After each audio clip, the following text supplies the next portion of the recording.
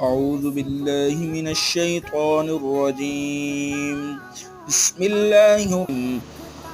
ألم تر إلى الذي حاج إبراهيم في ربه أن آتاه الله الملك إذ قال إبراهيم ربي الذي يحيي ويميت قال أنا أحيي وأميت قال إبراهيم فإن الله يأتي بالشمس من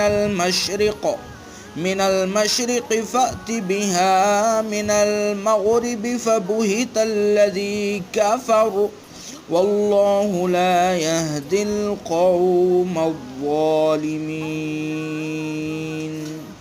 أو كالذي مر على قرية وهي